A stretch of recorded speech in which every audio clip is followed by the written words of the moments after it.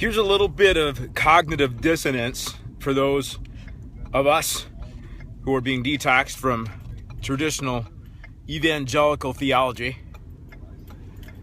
because there is an us and them vantage point that a lot of times that we take for those that are in the church or that have covenant or have said the sinner's prayer or that are quote unquote born again.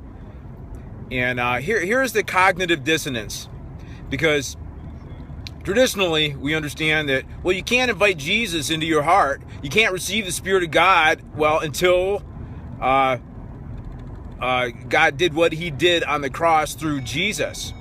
And so there's a whole timeline of connecting dots that evangelicals in their delineations about who's in and who's out adhere to, and say, this is the point you're at, this is the point that he's at, this is the point that Zephaniah was at, this is the point that Seth was at, this is the point that the Apostle Paul was at, this is the point that the people in the tribulation during the book of Revelation are at, this is the point Noah's at, this is the point that King David and his subjects are at, and that's called dispensationalism. And I've learned that dispensationalism, which I think is a keystone of a lot of evangelical thought, is a whole lot of hooey. And so having said that, here is the cognitive dissonance. How come Moses came along and said, in Deuteronomy, it says, the word of God is in your mouth and in your heart. And so Jesus is the word of God. And so there wasn't really any prescribed routine for the people back in the day to invite God into their hearts. They had a concept that he was in the tabernacle and they carried him around in the box in the wilderness.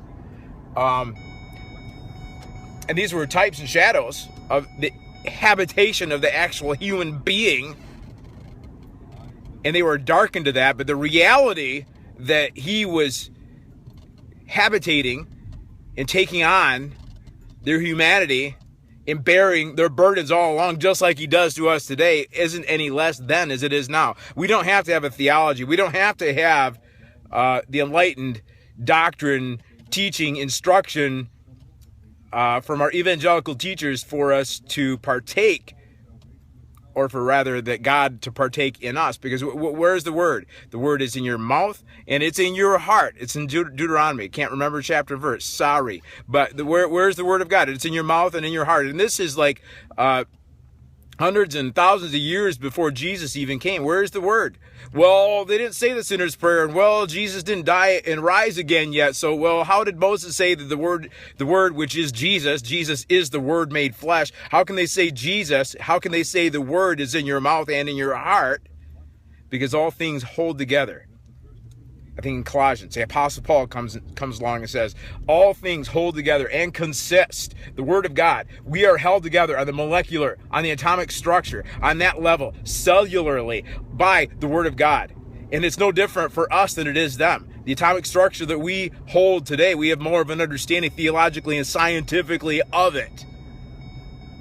But it's no different. The dynamics are no different. The spiritual dynamics, the metaphysical dynamics are no different. The word is in your mouth and in your heart. May he give you understanding that he holds you together. May he give you understanding that you cleave and hold together and find being in him, regardless of where along this dispensational delineation that they say that you fall, wherein that they judge that you're in or that you're out. We're all in. We're all in. He's included us all and reconciled the world to himself through Jesus. So let the word that's in your heart come out of your mouth. May it give you understanding. May your minds be enlightened, and may it enlighten and inflict this blessed cognitive dissonance to all those all around about you too.